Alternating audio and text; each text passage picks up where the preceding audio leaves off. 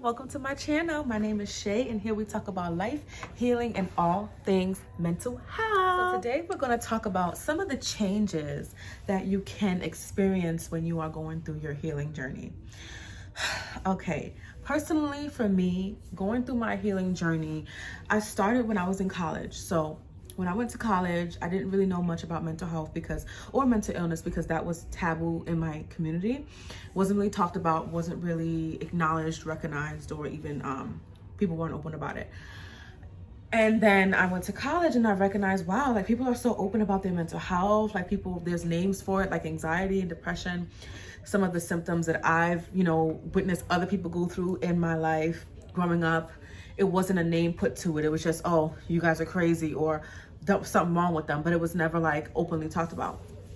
So I'm in college and I'm like, wow, they even have a counseling center? What? So I started to go through a really tough time in college with family issues, relationships with my parents, things like that. So I said, you know what? I think I might benefit from going and talking to somebody about it. So I sat down with a counselor for the first time in college, and that was how I can explain my experience. Like, wow, like so many things I learned, so many terms I learned. She really helped me to really work through my feelings, work through my psychological trauma. And then I started to realize that I was changing. Like as I was going through that healing journey, I was changing. Like some of the things that I wanted to do, I no longer was interested in doing anymore. Some of the people that I used to talk to or hang out with, I was no longer interested in hanging out with or talking to them anymore. Particularly because my purpose and my perspective was changing. I grew up kind of being like the helper, the peacemaker, someone who had so much chaos going on, and I was like usually like the level-headed one, the person that like everybody could count on, the reliable one. And as I started going through my healing journey, I realized, no, I gotta put me first. And taking care of other people was a trauma response. Being a people pleaser was a trauma response. So I worked through that.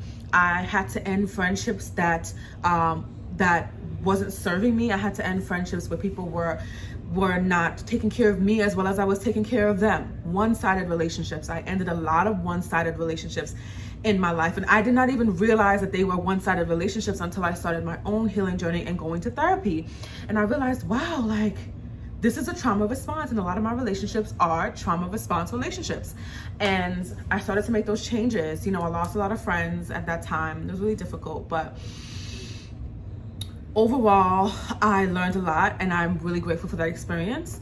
But the one thing that was really difficult going through my healing journey and making those changes in my life was the loneliness. At one point, because I had ended some of these one-sided friendships that I felt like no longer served me anymore, I felt lonely at a point. There was a point where I cut off a lot of people in my life, even family I cut off because I was just was going through a lot, and I was trying to process what did I need for myself. And it was a bit lonely.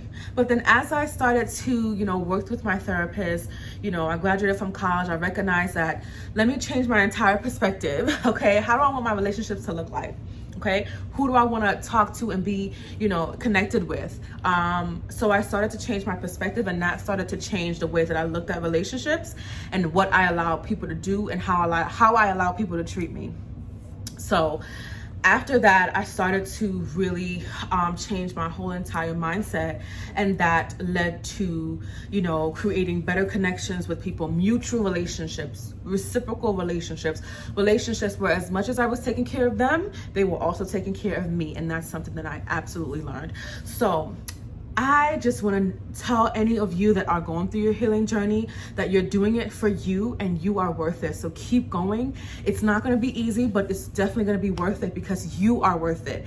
And the things that you went through wasn't your fault. They were character flaws of the people that violated you. But this is your time to really heal and work through some of that trauma. It's a work in progress.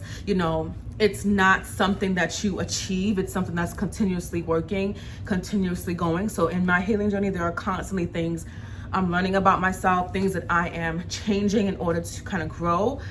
So it's always a constant process. So I want to wish y'all the best.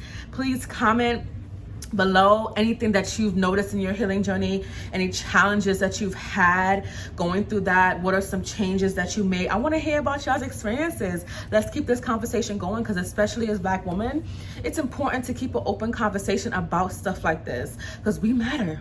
The world keeps telling us that we don't, but let me tell you, we matter. So I want y'all to like, comment y'all experiences. I want to hear more about y'all, learn about y'all, and also subscribe so you don't subscribe and click the bell so you don't miss any new videos. So we'll be continuing to have this conversation. I just want to say that I'm grateful for y'all, and I hope that we can continue to talk about this. So like, subscribe, comment, and I will be back soon with another video, y'all.